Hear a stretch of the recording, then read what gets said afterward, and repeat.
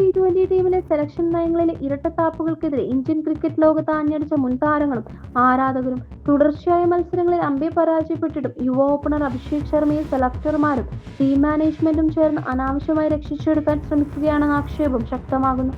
ലോകകപ്പിലടക്കം അതിശയകരമായ പ്രകടനം പുറത്തെടുത്ത മലയാളി താരം സഞ്ജു സാംസണിൽ ഒന്നോ രണ്ടോ ഇന്നിംഗ്സുകളിൽ തിളങ്ങിയില്ലെന്ന പേരിൽ തഴയുമ്പോഴാണ് അഭിഷേകിന് പ്രത്യേക VIP പരിഗണന ലഭിക്കുന്നത്.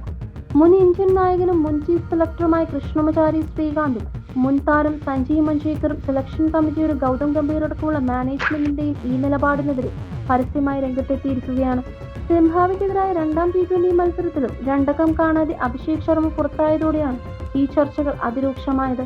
ഫോമിന്റെ പേരിൽ സഞ്ജുവിനെ നിരന്തരം പുറത്തിരുത്തുന്നവർ അഭിഷേകിന്റെ കാര്യത്തിൽ പുലർത്തുന്ന ഇരട്ടത്താപ്പിനെ ശ്രീകാന്ത് രൂക്ഷമായ ഭാഷയിലാണ് വിമർശിച്ചത്.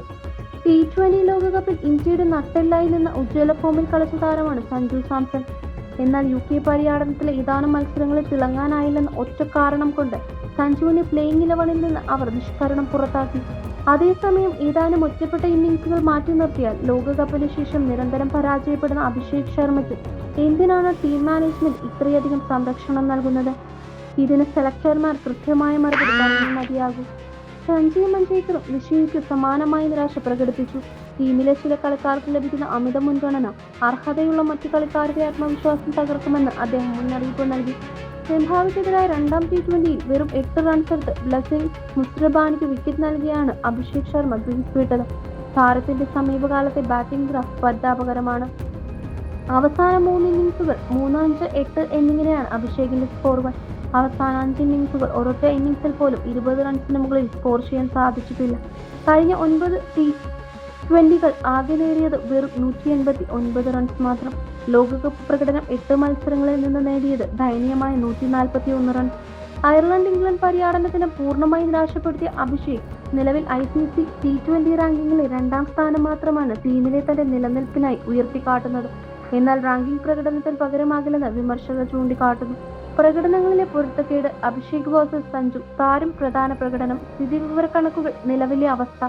അഭിഷേക് ശർമ്മ അവസാന 3 ഇന്നിംഗ്സുകളിൽ 3, 5, 8, കഴിഞ്ഞ 9 T20കളിൽ ആകെ 189 റൺസ്. തുടർച്ചയായ പരാജയങ്ങൾക്ക് ശേഷവും ടീമിൽ ഭദ്രം. സഞ്ജു സാംസൺ T20 ലോകകപ്പിൽ 5 ഇന്നിംഗ്സുകളിൽ നിന്ന് 321 റൺസ്. മധ്യനിരയുടെ നട്ടെല്ല് 4 ഇന്നിംഗ്സുകളിൽ തിളങ്ങാത്തതിന് പുറത്താക്കപ്പെട്ടു. സഞ്ജുവിനോട് കാണിക്കുന്നത് കൊടും അനീതി. അഭിഷേക് ശർമ്മയെ പിന്തുണയ്ക്കുന്നവർ സഞ്ജു സാംസൺ എന്ന സാധാരണ പ്രതിഭയോട് ചെയ്യുന്നത് വൻ അനീതിയാണെന്ന് ക്രിക്കറ്റ് പ്രേമികളുടെ പക്ഷം. ഇന്ത്യ T20 ലോകകപ്പ് കിരീടം ചൂടിയപ്പോൾ 5 ഇന്നിംഗ്സുകളിൽ നിന്ന് 321 റൺസ് എടുത്ത് ടീമിന്റെ പ്രധാന തുറുപ്പുചീട്ടായി മാറിയ താരമാണ് സഞ്ജു. എന്നാൽ അതിനുശേഷം ലഭിച്ച 4 ഇന്നിംഗ്സുകളിൽ പരാജയപ്പെട്ടതോടെ അദ്ദേഹത്തിന് പ്ലേയിങ് 11-ൽ നിന്നുള്ള വാതിൽ അടഞ്ഞു. സഞ്ജുവിന് കിട്ടാത്ത നീതിയും സാവകാശവും തുടർച്ചയായി പരാജയപ്പെടുന്ന അഭിഷേകിന് മാത്രം ലഭിക്കുന്നത് എന്തടിസ്ഥാനത്തിലാണെന്ന് ചോദ്യമുയരുന്നു. മധ്യനിരയിൽ സ്പിന്നർമാരെ അതിർത്തി കടത്താനും കളി അനായാസം ഫിനിഷ് ചെയ്യാനും കെൽപ്പുള്ള സഞ്ജു സാംസണെ പോലൊരു താരത്തെ പുറത്തിരുത്തി പവർ പ്ലേയിൽ അനാവശ്യ ഷോട്ടുകൾ കളിച്ച് വിക്കറ്റ് തുലയ്ക്കുന്ന അഭിഷേകിന് അവസരങ്ങൾ നൽകുന്നത് ടീമിന്റെ സന്തുലിതാവസ്ഥയെ തന്നെ ബാധിക്കുന്നത്.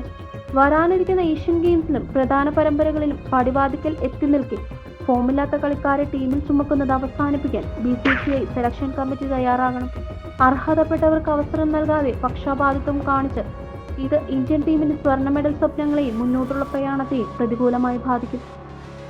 കൃഷ്ണമചാരി ശ്രീകാന്തിനെ പോലൊരു മുൻ ചീഫ് സെലക്ടർ തന്നെ രൂക്ഷ വിമർശനമായി രംഗത്തെത്തിയത് BCCIക്ക് മേൽ വലിയ സമ്മർദ്ദമാണ് സൃഷ്ടിച്ചിരിക്കുന്നത്.